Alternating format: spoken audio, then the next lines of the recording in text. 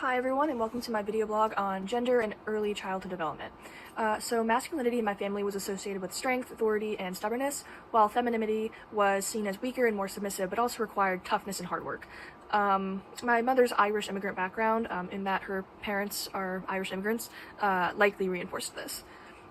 So at family gatherings, gender roles were rigid. Women, including my mom, aunts, and female cousins, cooked, set the table, and cleaned. Men and my male cousins did nothing and were not expected to help. No one questioned it. Women also faced criticism for eating too much, reinforcing body image expectations. The reading Becoming Gendered, the early years, discusses how boys learn to avoid being girly, including showing pain or vulnerability. Strangely, I was raised with the same mindset. I was taught to suck it up and not cry. For example, when I was 8 years old, I fell going up the stairs and I thought I broke my knee. Crying, I called for my mom. She ran over, but instead of showing sympathy and empathy, she asked, "Can you walk?" And I said, "A little," and she immediately cheered, "Then it's not broken! Now stop crying and get up. You look ridiculous."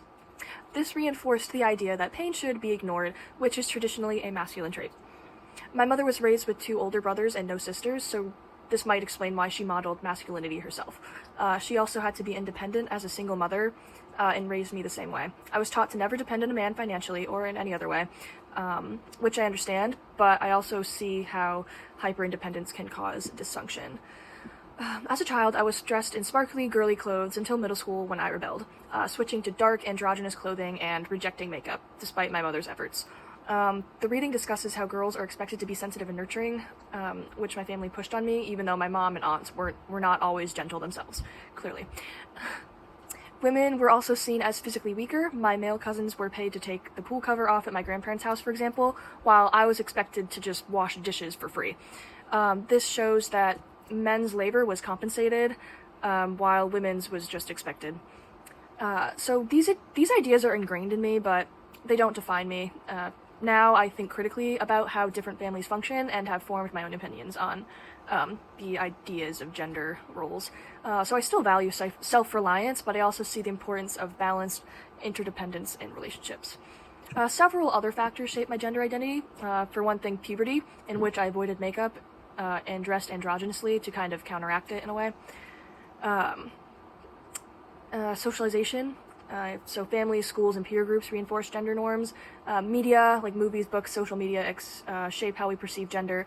Also gendered clothing and toys, like where girls are pushed towards appearance-based toys, while boys get STEM-focused toys that inspire, like, logical thinking and problem-solving.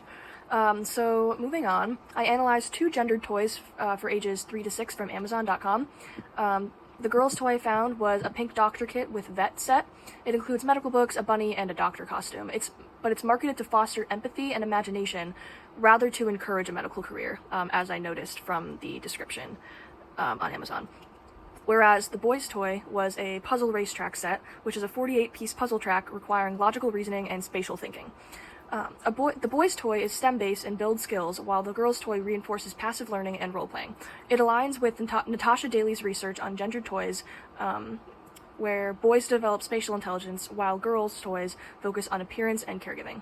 The consequences of this, girls missing out on spatial development skills, and that equals fewer women in STEM fields. Even Lego Friends, marketed towards girls, has fewer pieces and focuses on play acting rather than construction that the boys' toys focus on. I prefer the boys' toy that I found because it promotes active learning. There should be a girls' version with the same STEM value but different colors to sort of appeal to traditional expectations to kind of grab girls' attention just to buy it. Are they worth the money? Well, both cost $24.99, but the boys' toy is a much higher value because it's much more complex and educational. The girls' toy is overpriced because it has cheap materials and less cognitive engagement. I picked these toys because they were the first search results on Amazon, meaning they are popular and widely bought. Final thoughts that I have. Gendered toys shape how kids view roles, skills, and careers. While girls' toys have improved, they still lag behind in fostering problem-solving and STEM skills. And being aware of these patterns helps in making more intentional choices in raising children. Alright, thank you, bye.